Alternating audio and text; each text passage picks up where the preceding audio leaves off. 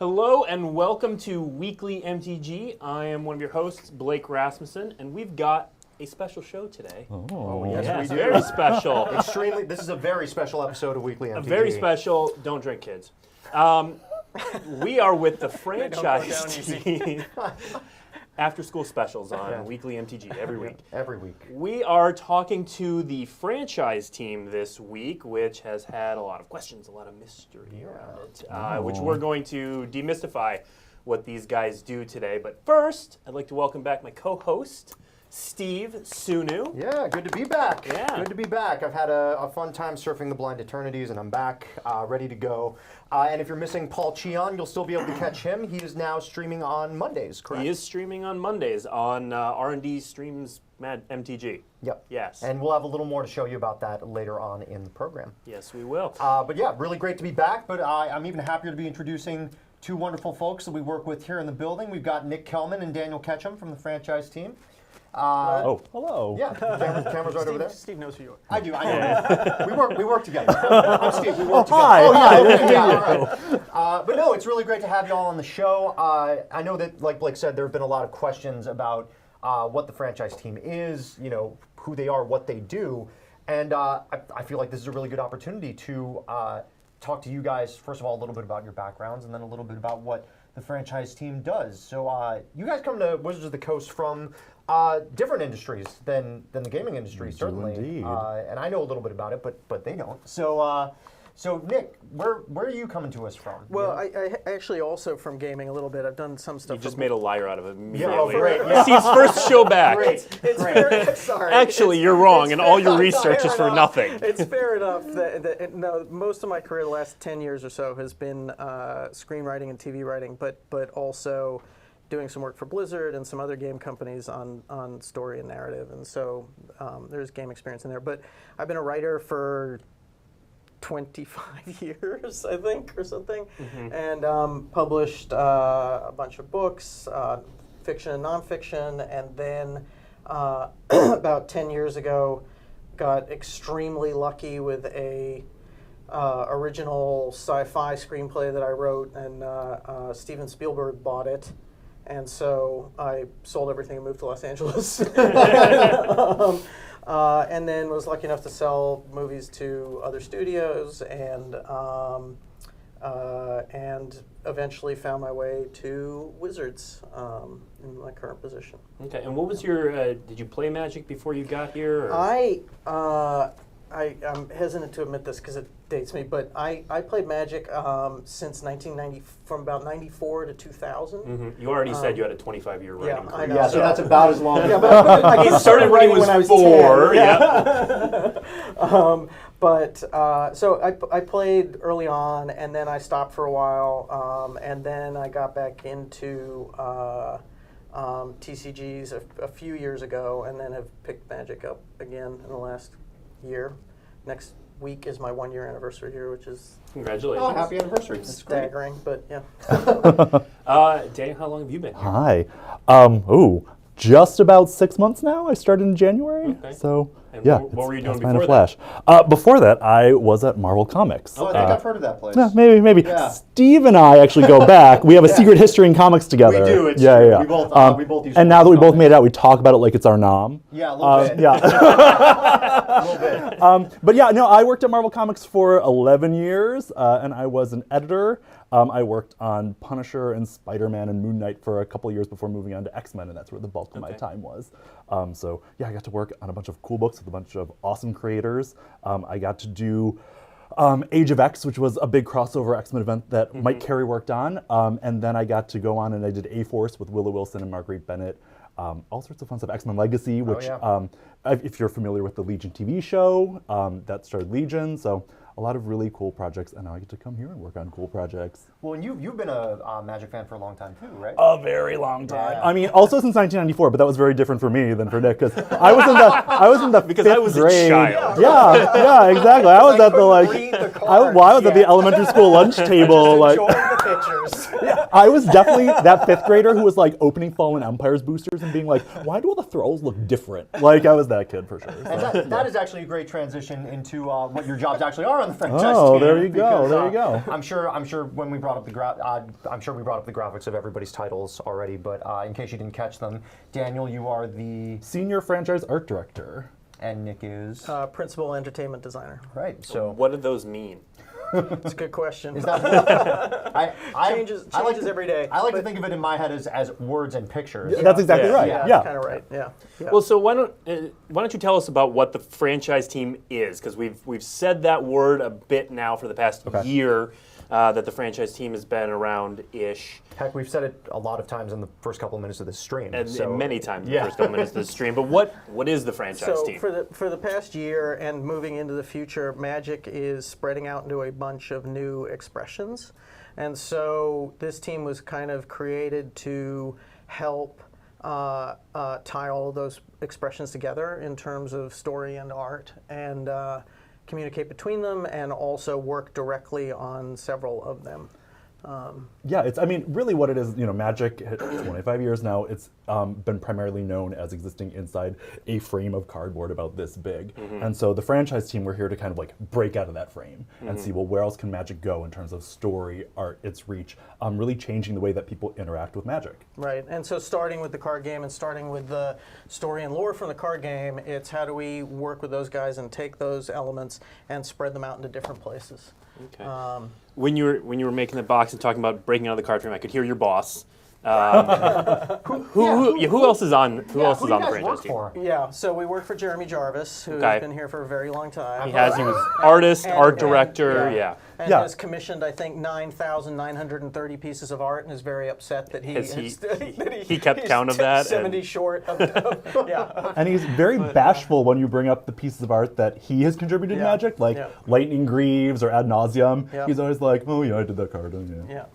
But so he's the head of the franchise team, and then there's a bunch of other people on it, including Matt Cavada, who's been here for a long time, and Gino Choi, and Garrett Turner, Matt Danner, Jordan yeah. Komar, all of our favorites. In fact, everybody on the team has been here a long time except us. Yeah, except for us. Right, Yeah, you guys are the new guys, which is why you got why we're here. volunteered for this. We're the Yeah. ones, Everyone else had enough Nobody else can like be chutzpah to be like, no, no, I'm not doing this. They know who I am. It's hazing. Yeah.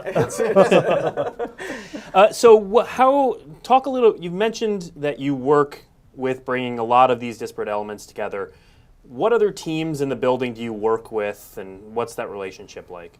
Well, I mean, so on the narrative side, I work intimately with the world building team. So the story people who have been here and been in charge of story forever, like Jenna Helen and Doug Bayer and Ken Troop, I meet with them 2 or 3 times a week for quite a long time to talk about the card story and to talk about all the other things that we're planning and coordinate on that. And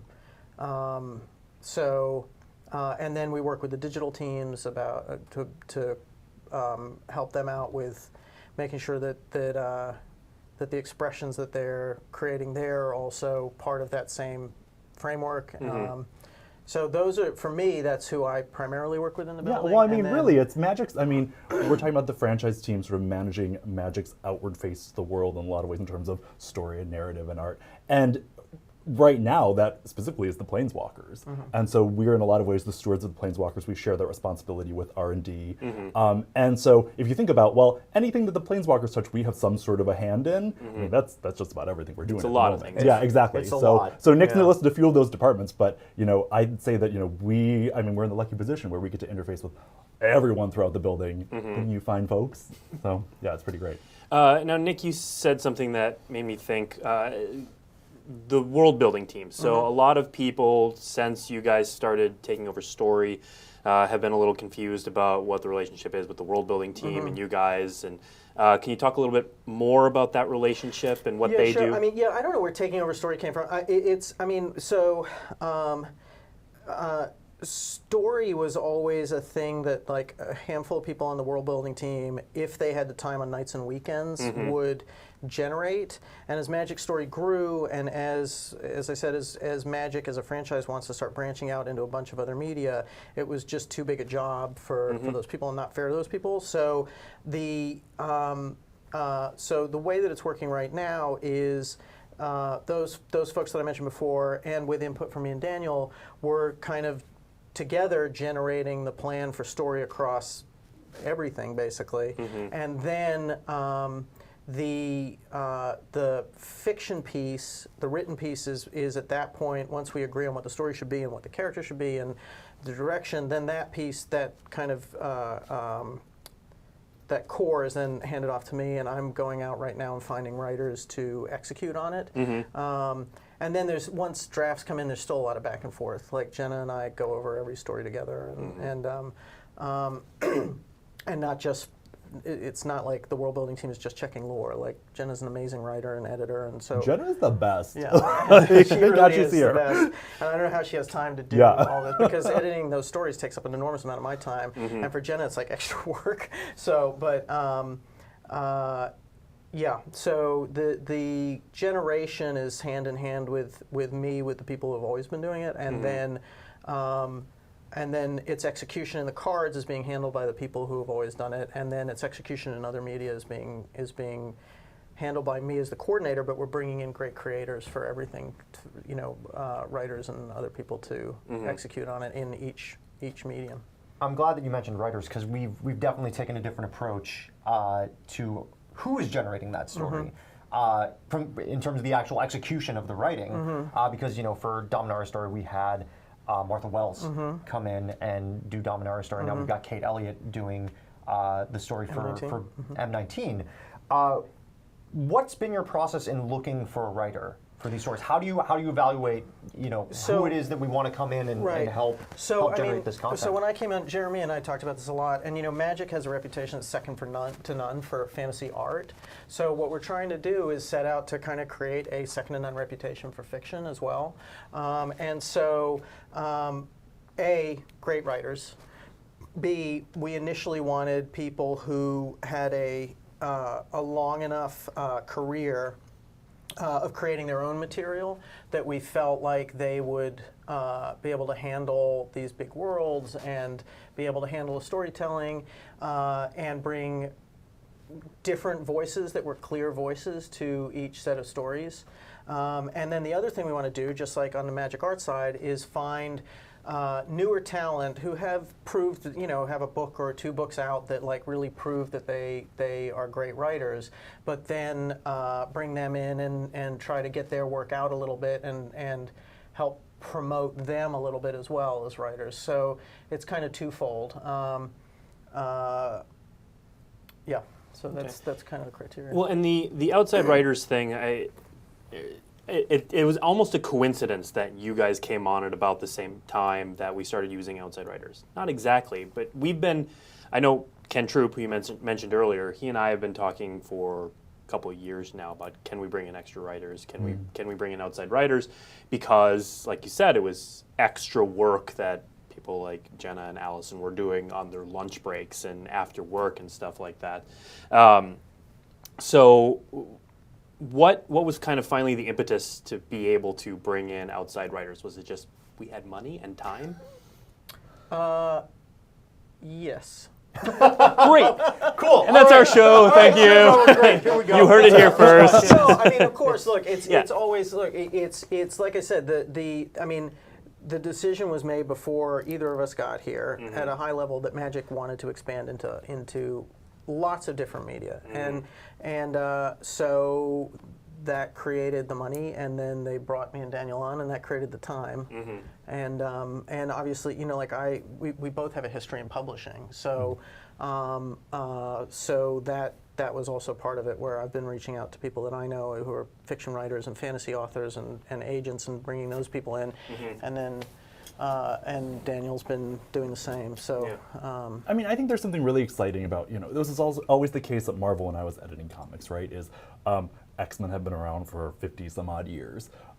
It was always exciting when a new writer with new ideas walked in the door with their own point of view, and they were like, hey, I'm going to tell my story, but through the lens of these characters. And you would get something that felt grounded and authentic and cool to that person and the property, but kind of everything working together was something new and different. It sort of expanded what X-Men did.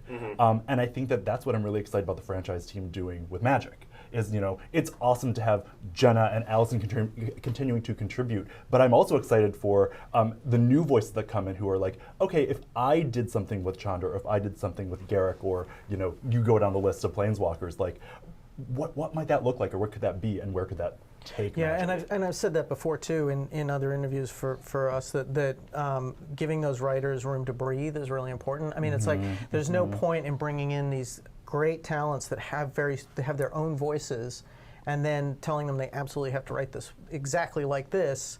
Otherwise, so you can't even tell who they are. So it's like you want them to bring their own stuff to it, and like, for instance, like Kate Elliott, like she does. Her character relationship stuff, particularly between women, is great. And so I thought, okay, like we want to tell this story about Bolas and Ugin, and we wanted to have a frame story, which actually was going to be a little different originally. And Kate came in and she was like, I'd love it to be this thing. And I was like, that is awesome. And like, let's do that. And so she has really brought all of that rich character relationship stuff to the Bolas and Ugin story, which is really what their story needed. And that's very different than some of the stories that I can't tell you about that we have coming up are tonally very, very different, and so we have a completely different writer who's really good at that kind of stuff. Yeah, that's really important. So the Tarkir stuff in the current story, that was Kate's idea. You didn't come to her and say. Yeah, well, so we wanted to do a framing story for a variety of reasons, and we wanted Bolas covertly present in the framing story, and it was very. What we went to her with was very kind of plot driven, if that makes any sense, and so and we went to her with Bolas and Ugin being spiritual twins, at least, right? So, and she came back and was like, well, what would be cool is if the framing story was also twins, and their relationship mirrored the Bolas and Ugin story. And I was like, yeah, of course, that would be great. That's why we're hiring you, and I'm not doing it. So, like, yeah, exactly. So it was a bit of both, but yeah, the twins and the Tarkir thing. She really likes Tarkir. And it's a cool place. Yeah, well, and she likes dragons. She likes dragons, and I think as a fantasy author, she hasn't. I'm not even sure she's written a lot of stuff. So I may be misspeaking, but I'm not sure she's done anything with a dragon in it. And so I think it was something for her that maybe, and I don't want to put words in her mouth either, but that maybe writing dragons is kind of like we always want the dragons. You know, it's like, and I know that she. When we were talking to her about it, she asked her daughter if she should do the story, and her daughter was like, "I think so. What's it about?" And she was like, "Well, they want me to tell this story about this dragon, Nicole Bolas, and this other dragon." And the daughter was like, "Do it!" Because her daughter played Magic. Yeah, when we had Kate on the show earlier this year, she told us a little bit of that story, and it's really cool just to see how far Magic has proliferated in 25 years that it's been around. That there are fans all over the place. One of the cool things about framing, I'm glad that you talked about framing, because Blake, I remember you mentioning the other day that Magic art had a very different connection to the story way back. Way back when us old people played, Right. When all of us old people played, We've got some cards back from kind of the Weatherlight era, that whole saga, like Capsize, Reap, Insight, if we can show some of those up on the screen, where Magic Story and the cards, it was almost like a storyboard, where you could lay out the cards, and it was like this event, this event, this event, even to, like, that's a flying ship that's not really capsizing, and I'm not sure what that has to do with like returning something that's not to just your any hand. flying ship. Like, I love that spell. I don't know what the art is trying to tell me. Of course you love that spell. But it's a story, of course. But it's a story moment. And then we moved forward and, Reap, it's people standing around talking, which, sure. And then more Insight, this is Reap, sorry. Insight was the previous card. More people standing around talking, which of course has to do with reaping. Obviously, and, that's what I think of when I see Reap or hear the word Reap. That's exactly the scene that I think of. Exactly. So that's what it used to be like, and then these days we've kind of moved to Story Spotlight cards. So Hour of Devastation and Perilous Voyage were the two we picked out, but you can see them on the screen here. So this was obviously a moment, but if you look through the Hour of Devastation set, it's not storyboarded. Right. Things are allowed to breathe on their own. So I kind of took that over. Steve, you had a question. Yeah, no, that was my question. Basically, well, I mean, if you That was a statement. that was a statement. You'd spoken about that the other day, and I'm Steve glad poses the premise. Yeah, it's what we called the catch and release. Yeah, something like that. Or something like that. No, but so this is a really cool way that Magic has framed story and art together. How do you see card art and story connecting as we continue to move forward? Clearly, this is one expression, but over 25 years, a lot of things have changed. It's not going to be dissimilar from how we do it now. There's still going to be story spotlight cards. Something that we're going to try to do is have them be more the major beats of the story that aren't necessarily so closely connected to each other, but very similar. The trick is that we come up with the card story so far before anybody is writing it, and it has to be locked in for the card set so far before that it's important that the story spotlight cards are things that we know will be the most important elements of the story. So I think what that answer boils down to is that there's going to be we're not really changing much, except that the story spotlight cards will really focus on the biggest beats of the stories. Some of the cards over the years have been smaller moments. So I think that's the thing. Like Hannah and Gerard sitting around chatting with Aladri about, you do. hey, what's going on? For example. How you doing? Yeah. What did you have for breakfast? Yeah. I actually do want to know that. If that's what they were asking, I want to hear that conversation. That sounds. We'll sounds talk. fun. Yeah. We'll figure it out. We should. So you kind of started touching on it here with the story spotlight cards, but how difficult is it to juggle telling a story on cards and also telling a story in other formats? What are the challenges you guys face there?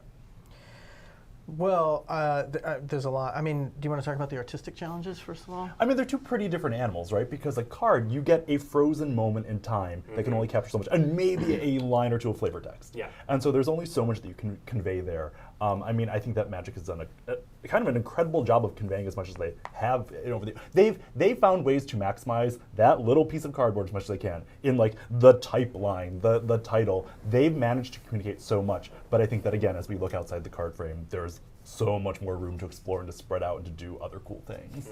Yeah, and I mean, so I mean, obviously there's the graphic element of like all our characters are shown from the front. So that's something that like we have to start thinking about if we're going to go into other media. It's like, well, what are the backs?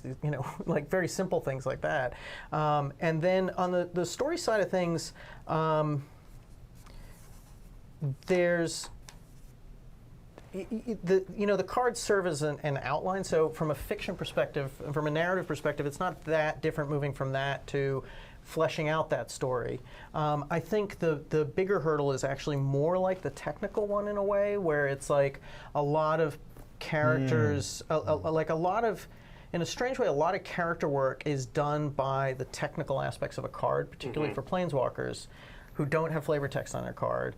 And so people's perception of who that character is sort of like Sarkon's a great example, right? Like he generates dragons. It's like, so this is a guy who's really into dragons, right? It's like, so the trick is staying true to those technical aspects of character, but turning them into a character thing.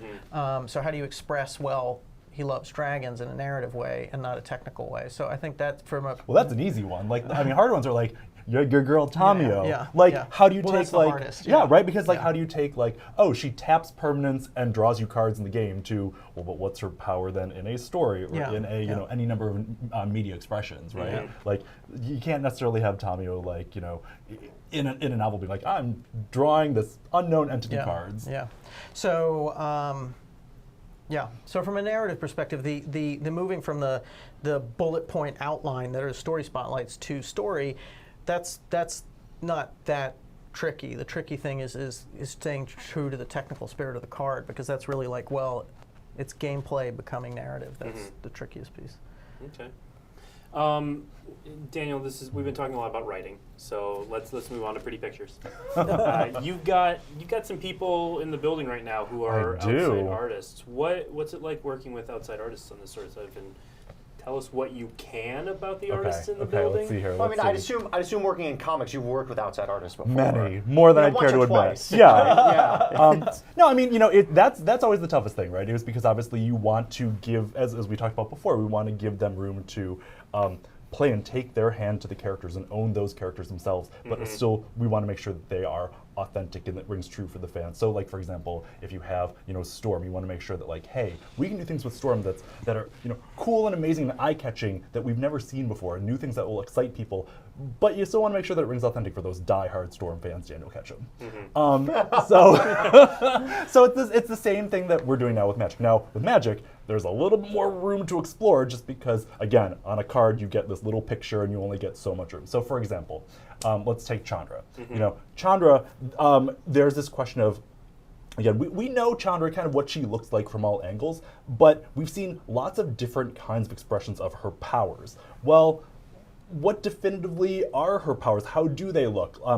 What's out of bounds? What's fair use in terms of like, well, what could she do like on the spot? What does it look like when she's casting a spell? How is that different from what it looks like when Jace casts a spell? And so the artists that are in the building right now are getting to kind of dive into all that fun stuff. I mean, Nick and Jeremy and I have had lots of conversations about like, okay, well, what might those powers be and how might they work? But the cool thing with working with the artists now is we get to turn that over and be like, okay, now you go, and we want to see like, what can you make of that? And so they're experimenting right now and figuring out like, okay, well, what do Chandra's powers look like, and what's a cool way to express, Teferi slowing time, or Nahiri crafting weapons out of stone. And so I'm super excited to see what they come up with, and then what doors that might open for us in the future. Okay. Has it been interesting for you, having previously worked in like a very clear sequential storytelling medium, to come and move here and sort of see, sort of work on an in-between place that's not quite sequential storytelling, it's not quite static, but it's somewhere in between? Has that been pretty cool for you, coming into work here? Absolutely. I mean, again, Marvel, it's so, in a lot of ways, again, 50 years of continuity built up for X-Men, there are some things that people kind of have accepted as truth, or they've already sort of iterated on things and figured out, oh, this is the coolest way for Nightcrawler's powers to work. I mean, until an X2 comes along and changes the game. Right. But that's sort of, the stage that we're in with Magic right now, is like, we haven't had an opportunity to do a lot of that iterating, so it's like the Wild West. There's a lot of room to explore and play around and try new things and figure out, oh, what's the coolest way that you can express this power? And so, like, it's been a really neat experience going from somewhere where it's like, okay, I get to play with toys where we all know what they are and how they work, to being like, oh, here's a toy, I get to help discover what it is and discover how it works. It's been really cool. Nice. Okay. Awesome. Now, I'm going to throw out a buzzword for the fans. I've heard your boss, Jeremy Jarvis, he likes to use a lot of different phrases, but transmedia narrative is one that he throws around a bit. So besides sounding really good to our vice president, what does that phrase mean, and what does it mean for the future of the story of Magic? Well, it comes back to what the team is for. Yeah, it is just a fancy kind of corporate jargon term for like, well, we're telling stories in lots of different places. So how do you make sure that they all are consistent in such a way that they all feel like the same characters and the same worlds and the same voices, even though you have different people telling those stories. So it's, yeah, that's really what it is. How does Deadpool sound the same in the comic, in the movie, in a commercial for Taco Bell, right? Like, it's like figuring out, well, what are those commonalities and You just totally gave away that Chandra's doing a commercial for Taco Bell. I mean, That is not happening. Not happening. Relax. yes, chat. call us Taco Relax. Bell. Relax. Take the finger off the mouse button. It's fine. It's fine. It's fine.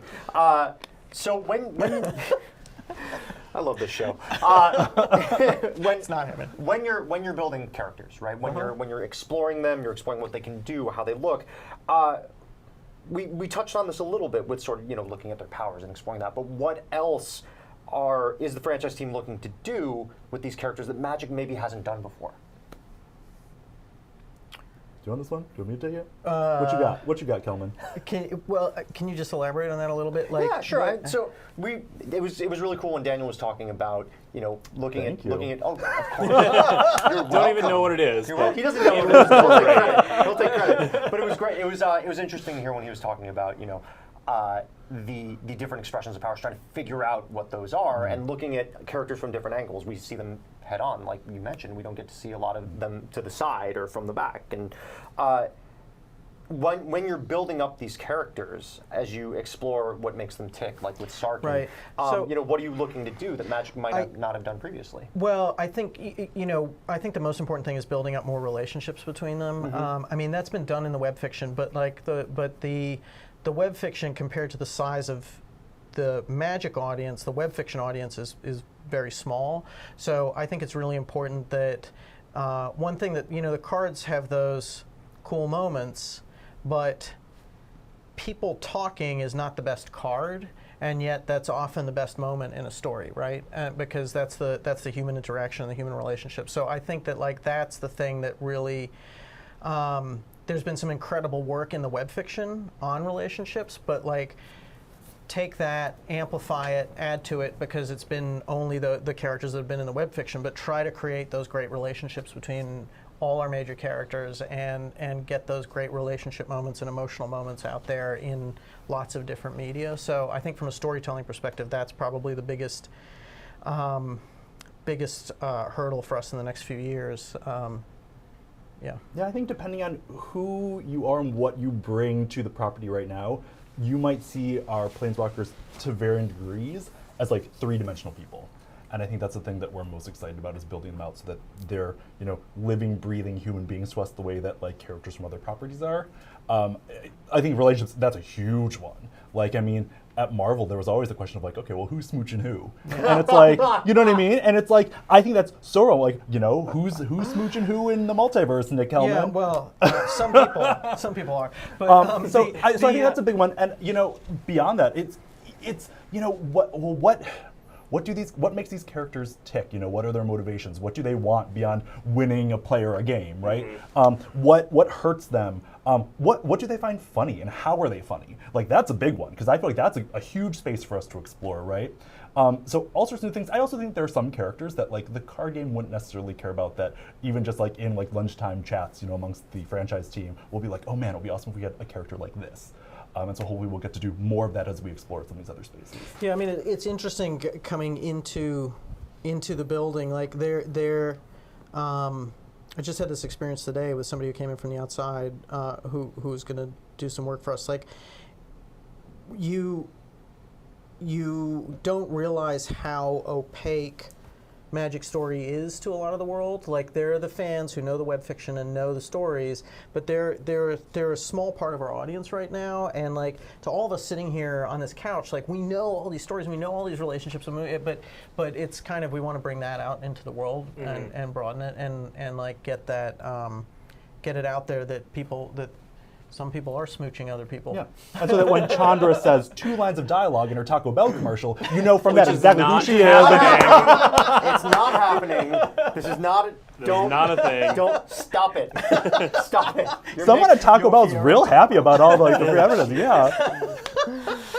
Okay. Moving on.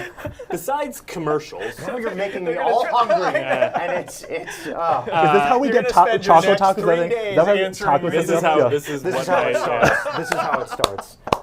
No regrets. Don't feel sorry. So in your guys' happy places in your head, so not necessarily in what is happening, definitely not commercials.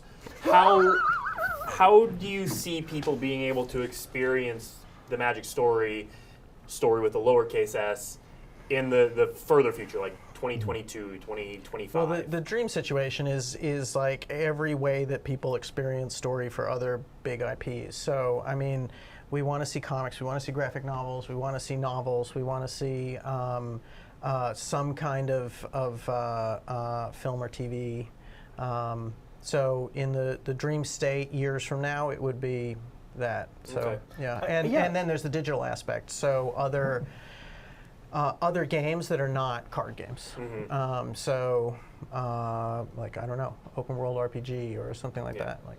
I feel like fans of Magic are kind of in on the secret right now of how deep Magic can go and what potential it has for telling awesome stories and bringing awesome experiences to players of the game, but also just people who latch onto the characters and the stories. And so I think that ideally, in some amount of time, hopefully sooner rather than later, will offer those people lots of avenues to participate in Magic and to express that fandom and to share that with other people in any number of ways. All the things that Nick just listed, but even like, you can go to a store and you can find a banana that has like a character on it, you know what I mean, on the little sticker.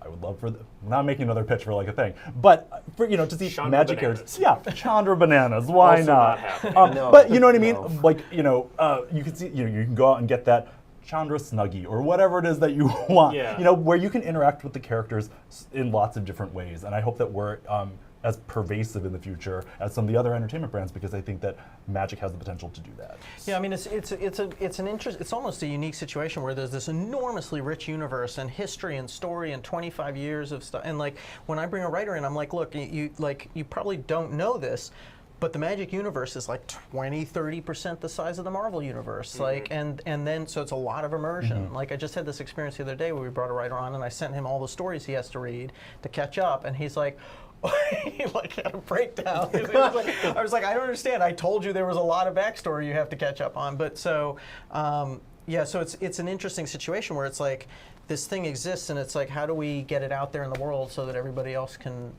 see how cool it is? So like my mom understands Yep. who Chandra is. Yes. Yeah. Yes. Yeah. Happy birthday, Mom. Yeah. Happy birthday, Blake's mom. Yay! Happy birthday, Blake's mom. Cool. Well, so let's continue on that thread. Do you see a point where characters, Planeswalkers, are introduced in places that are not the card game? So we've done this with Dak Faden, who was introduced in the comic before he ever got a card. But do you see this becoming a more regular occurrence? Like we have a Saturday morning cartoon and we meet a Planeswalker. Do they even there do first? Saturday morning cartoons anymore? I hope so. It's For like- my they're future great. child's sake. They're Yeah, great. but I don't know. Yeah. But anyway, ignoring that, basically, do you see where's the story cart, where's the story horse, which comes first? I'm sure that I'm sure that we will introduce characters, Planeswalkers, in other media sometime, like at some point in the future. I certainly hope that stuff exists so that we can do that. I can imagine that it would be a lead into that character appearing in the card set at some point. So I would be surprised if we introduced a Planeswalker in particular without some idea that in the next year or two they might appear in the card set, or somewhere else, and eventually in the card set. But certainly non-Planeswalkers. I mean, it's kind of already like Kate's stories have already happened, and there's been some really fun theories about how that frame story ties into like upcoming card set stuff and things. So That was Nick really holding back from saying anything. no, it about- wasn't. No, it wasn't actually. No, it's all public stuff. I'm just Yeah. I'm just saying, like, it's been interesting to see people tie stuff together, yeah. So but I think at some point, if we introduce a Planeswalker, it's probably with the intent of that character eventually being seen everywhere, including the card set. So, it's whether it happens to come first outside of the card set is not necessarily either way. material. Yeah. Okay. So that covers most of what we wanted to at least introduce you guys to. We have a ton of questions from fans. We do. If you are in Twitch chat right now and you want to ask a question, feel free to throw it in there. We've got a whole list to get through. So don't be offended if we're not Don't be able offended to if we don't get the get Twitch to you, questions but yet. feel free to throw questions at us. I've got a bunch from Twitter.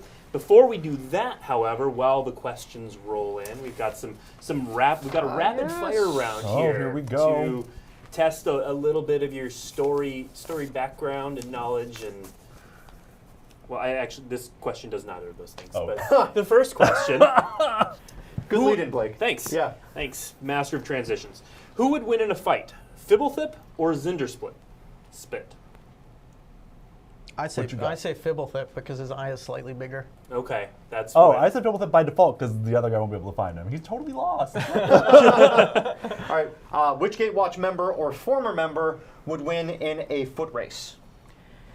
To me, it's obviously Chandra. Chandra. Yeah, it's got to be Chandra. Okay. She's real fast. Yeah. Is that canon? She real fast? Yeah. She real fast. Okay. now. She real fast. Character bio. Yeah. Spire from Kaladesh originally. She real fast. She real fast. If you were having a kid and had to name them after a Magic character, what would you lordy. name them? Avison. Ooh.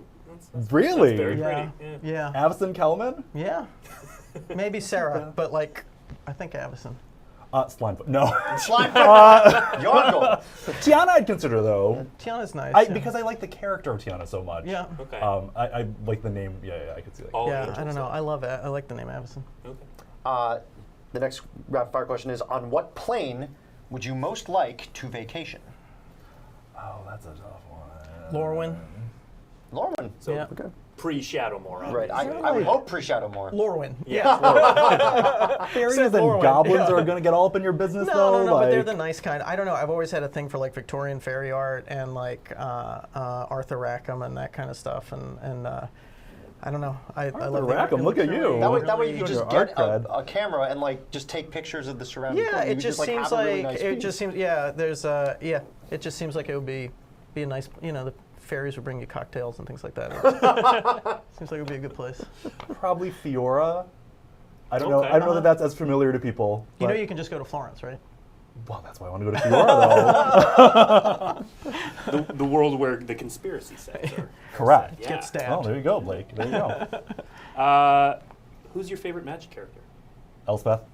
I was about to say, and Final why, answer. and why is it Elspeth Terrell? I love her. I mean, I know that she had a rocky start, but I've loved her story from the beginning. I don't know if you remember, Jeremy Jarvis actually edited some comics back in the day that sort of told some of the origin stories of the Planeswalkers. Right. And Elspeth's origin story just from the beginning really resonated with me, that she started sort of like as this slave on this planet colonized by the Phyrexians and everything. And That is, Daniel also was born as a slave on a Phyrexian planet. Yes. So. Yep, completely identified. But then she overcame it. She became, Elspeth, this like tremendous leader, the Captain America of the Planeswalker lineup. You know what I mean? I always Elspeth. Tomio. Nice. Tomio. Okay. Story magic. That makes sense. That's good. All right. What is your favorite Magic story? I guess we know yours. Well, you know that, but from that same collection, you know what else was good was the Garrick story. That one was great. Yeah, that told his origin story and his relationship with his father. I think that was definitely an avenue where it took a character who was cool in the cards, but then added layers in a way that we're looking to add layers to Planeswalkers, where you understood something, and whereas the cards are cool, it was that story that made me kind of love Garrick a little bit. I'm a fan of Liliana's arc overall, but I think Shadows over Innistrad I really like, and I hate to say it, but I really like the M19 story. I know I was What wrong are you with it. saying? I was Yeah. great involved story. with it, but Yeah. it's just like as I saw it come to fruition, it's really like I think she did just a I fantastic can vouch for job that. with Nick it, came up so- to me several times, Yeah. excited, like, "Have you read the story yet? Yeah, Have you read the story? This Yeah. one moved me." Yeah. So And then Blake came up to me and was like, "Oh, have you read the story yet? The story's really good. It is The story's really good. You should read the I'm story." really enjoying it. Yeah. Favorite storyteller you've never worked with? Oh, that's a tough one. Oh, well, no, you go. Herman Melville, Okay. sorry for that To too. apologize That's for awesome, that. because I was going to say Jim Henson, and I was like, I don't know if I can answer him. But Jim Henson, I'm on a big Jim Henson kick right now. Yeah, that's a good one. Okay. I have one more question. What do you think of Blake's tie? Very Daniel nice. Bruce. I just thought it was. I think it doesn't cause interference on the monitor. Yeah, it doesn't do that. It was mostly, so you can see I'm wearing black today, which does not, I blend into the background, so it's like they have to know I have a torso. So that's this. So that's the tie. That's nice. the tie. The tie is your torso. My torso identifier. identifier. This is where Blake's torso All right, is life pro tip: approximately. if you want to show people you have a torso, wear a tie. Wear a tie. Wear a tie. Wear a tie. All right, let's move on to some Q&A. So these are all fan questions, Okay. straight from the internet. So this one is from, boy.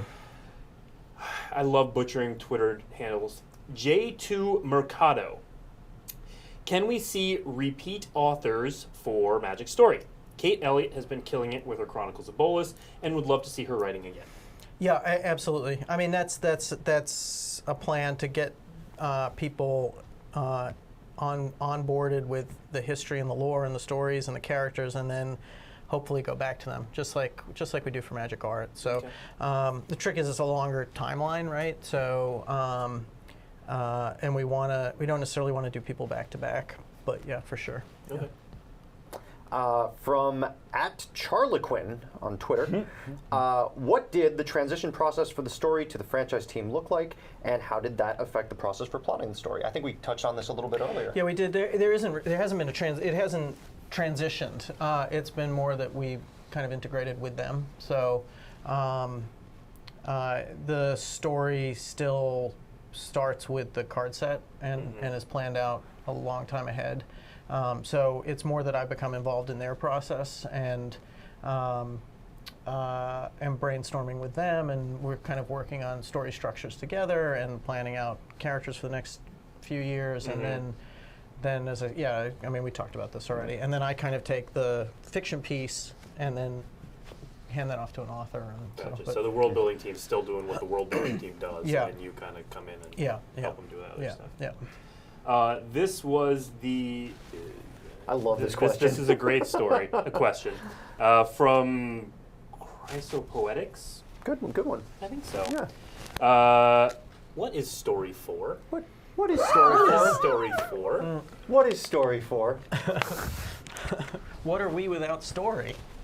That's what I. Is that how you're answering Yes. the question? That's what If that's the question, I that's answered your exactly question. the answer. The question. If that is the question, I the will answer is what are we without story? No, but seriously, that's such a meta question. I mean, to me, I think a lot about this. My undergrad degree is actually in neuroscience, and so I'm constantly thinking about the connection, but because when you break down story structure, ultimately it's always the same themes coming up, and good stories always have at the most macro level very similar story elements. And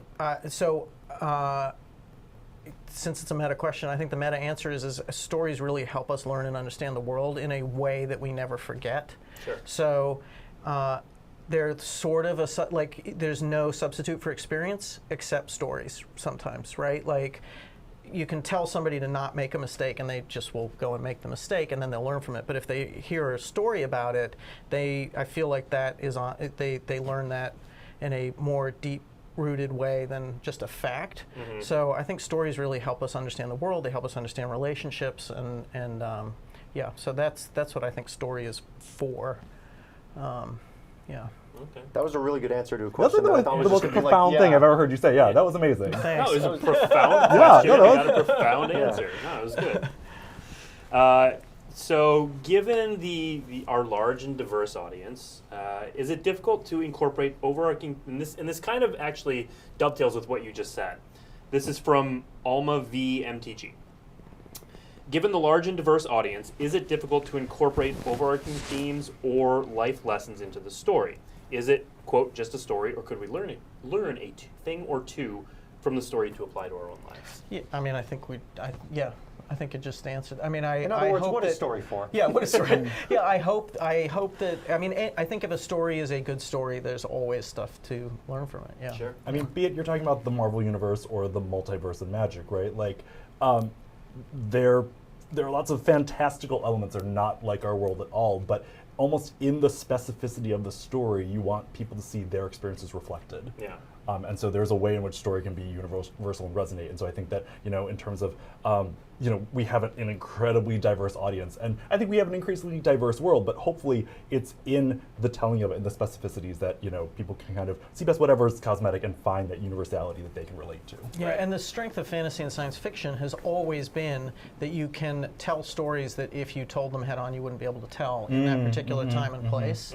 So I think if anything, like fantasy stories or science fiction stories in a lot of circumstances are the only way to tell certain stories, before the world's ready to accept them. And Sure. it's like, so, and then you can do things that you can also have great what if situations, like you can have magical circumstances where a father is younger than his daughter, for example. Like, that's a really cool thing. Like, what does that look like, So, yeah. Okay.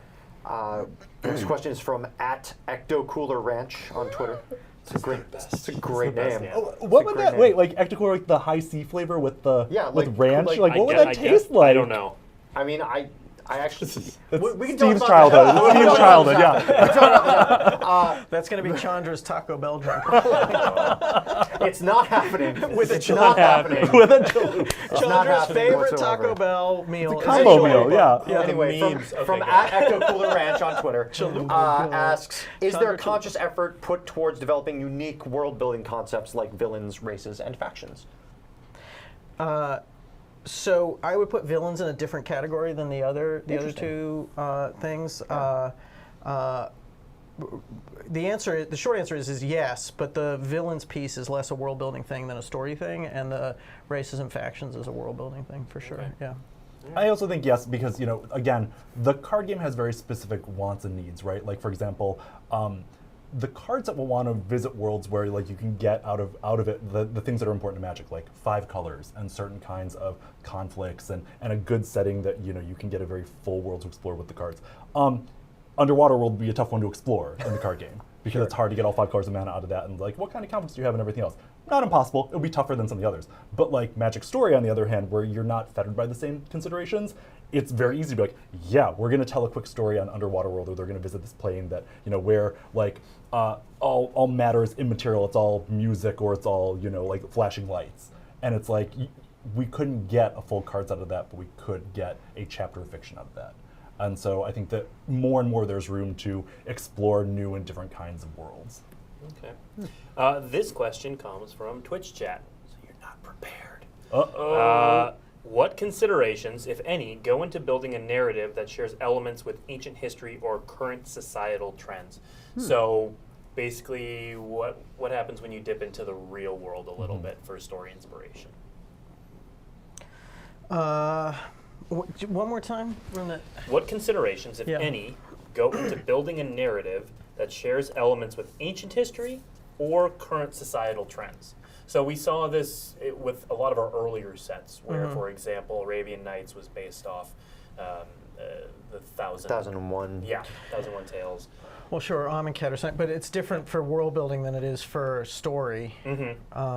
So those are really different considerations. I think on the story side of things, I don't know. I guess, and this is just for story in general, I think you don't want to be too on the nose. Like if you're, especially with like the societal trends part, like it's funny that I was just talking about science fiction, what science fiction and fantasy does well. Like it's kind of looking at things out of the corner of your eye a little bit. So that's the primary consideration, I think, is like, I think if you set out to tell a story about like something that's happening right now in society as like this story is going to be a lesson about that thing, it's very difficult to make that a good thing. But if it grows out of the story,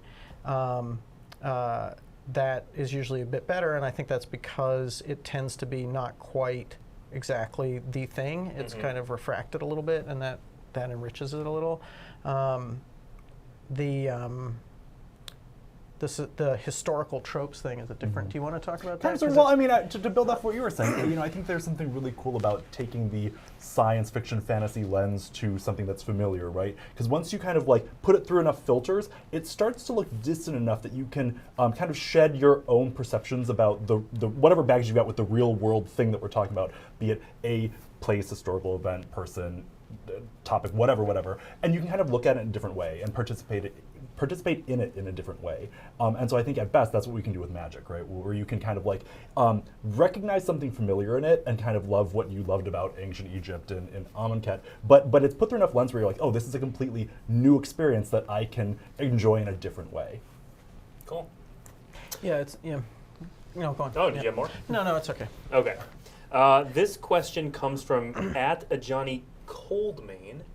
That one's for you, Steve. Not Johnny that's Goldman? good. I like it. Johnny I like Coldmane. Coldmane instead of Goldmane. Oh my god. No, the first week that I was here, Nick sent me an email asking for something about, he wanted like a document or an image for a Johnny Goldmane, but his autocorrect changed it to a Johnny Goldman, and a Johnny Goldman is not my new favorite place. It's always a Johnny Goldman.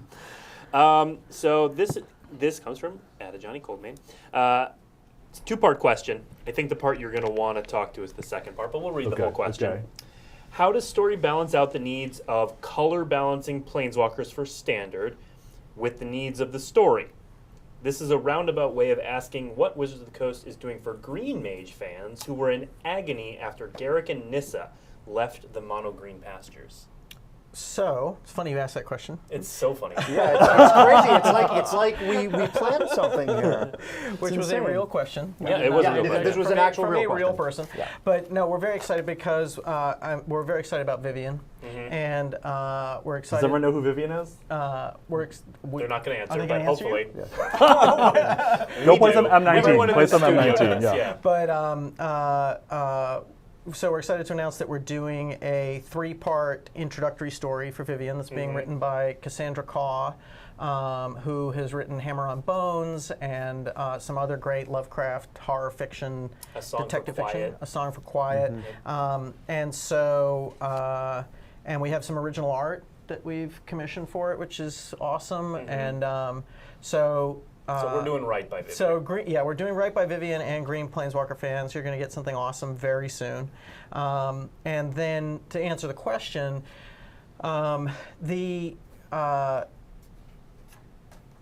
a lot of back and forth between R&D and the world building and franchise story team about. So they kind of come to us with the technical requirements of the set, and then there's back and forth where we take, you need a blue-green planeswalker, and you need it in this set that's in 2 years' time, and we kind of look at who we've told stories about previously and who we are going to tell stories about, and we look at the red-green planeswalkers and we say, this character could use a story, and then we think about what plane it's on and which other characters are already in there, and would we be able to tell a good story, and then we go back with a recommendation, and then R&D is like, that planeswalker doesn't work technically, so could we use this other one? And so there's a lot of back and forth, but Sure. it's tricky. It's definitely tricky, but it tends to start with the question from the technical side, and then we try to move the pieces around and make the characters get an even Land attention. where they need to be. Yeah. Makes sense. Okay, so I think this is going to be our last question. We're almost out of time. This is from @Vronos. Daniel, I think you were talking about some of this before we got on the stream. So Duels, the web comics, and the IDW comics carried a lot of supplemental story weight over the past decade.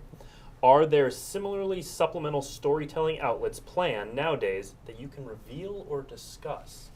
Not that I can reveal or discuss. All right. And that's it. Yeah. But that's generally something we want to keep doing. Absolutely. Yeah, okay. I mean, we want to explore all different kinds of avenues for telling stories with these characters. Sure. I mean, and that's why it's so exciting, the work that I'm doing right now with these artists in-house, right? To start to flesh out, okay, who are these characters? What do they look like from all angles? How do their powers work? So that then when those opportunities arise, we're like, hey, here you go. Here's what you need to tell these stories. Okay. Well, thank you guys for joining us. Thank you very much. Everyone for tuning in. Before we go, we've created this handy dandy stream graphic that is going to show you Chandra what Chalupas. is No, that's not the on stream the graphic. docket for the next 2 weeks at twitch.tv/magic. You can see WeeklyMTG is on there next week. The week after that, WeeklyMTG is taking the week off because of the Pro Tour and Silver Showcase and a number of things happening in Minneapolis. I'm going to be there. And next week, we have a really cool show for everyone who likes C18 and actual previews. Yes, we will We have, will yeah. have actual previews. Actual previews. Gavin Verhey is going to be on the show. James Wyatt's also going to be on the show. Yeah, and he's going to be talking about a pretty special project that I think fans of D&D might be excited to tune in for. I think they Yeah. maybe. Maybe. Coming up next, right here on this channel, so stay where you are. Keep it on, keep those headphones on, keep the Alt tab if you're at work going. And Kenji Igashira is going to be streaming right here. That's right. Numont the Nummy himself going to Yep. make some cool plays for people watching twitch.tv/magic. So stay tuned for that, and we will see you next week on Weekly MTG. Did we get through the whole show without a single one? without- Good job, maybe we everyone. Nice can- work. Yes, no money in the swear jar. Thanks for tuning in.